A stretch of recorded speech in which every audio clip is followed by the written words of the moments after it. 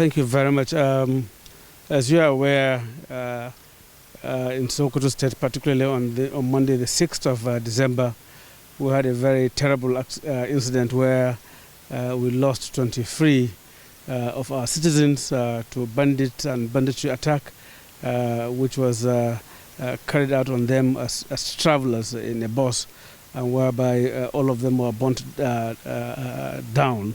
Of course, a number of them from the bus, 32 of them, some of them survived and escaped, but 23 got burnt alive. So and the situation in the state is really getting more worrisome, and that's why I sought for and was granted audience by Mr. President to come and further brief him.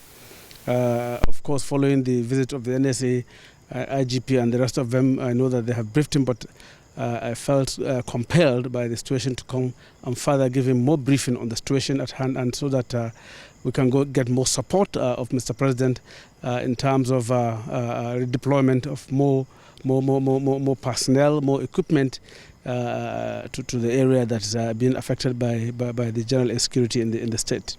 So what are you taking away from here, having met the President? What can you assure the people of Sokoto after this meeting?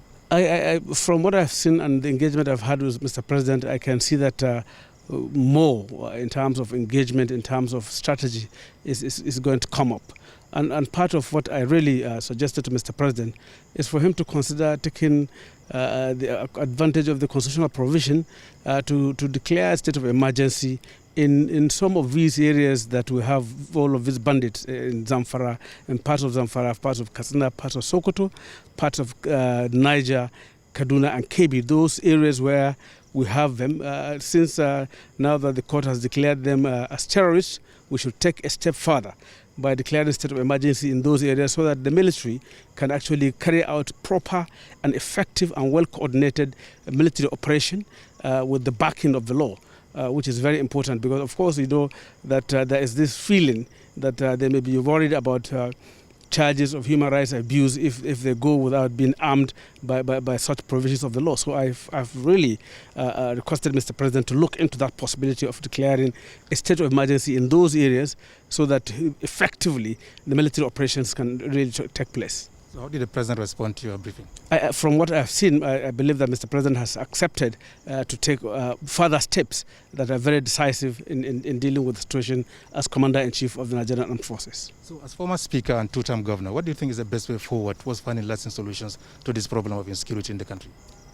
Part of it, which I have recommended to Mr. President, is that we must do it a kind of a very comprehensively, the coordinated, as I said, operation.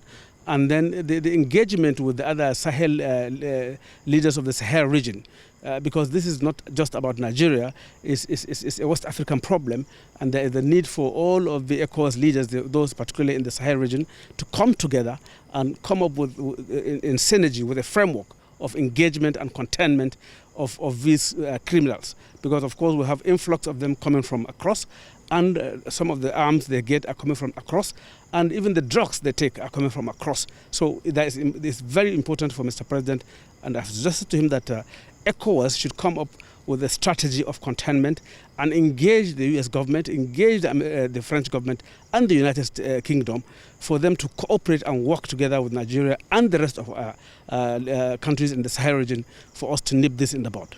Thank you so much. Thank you very much.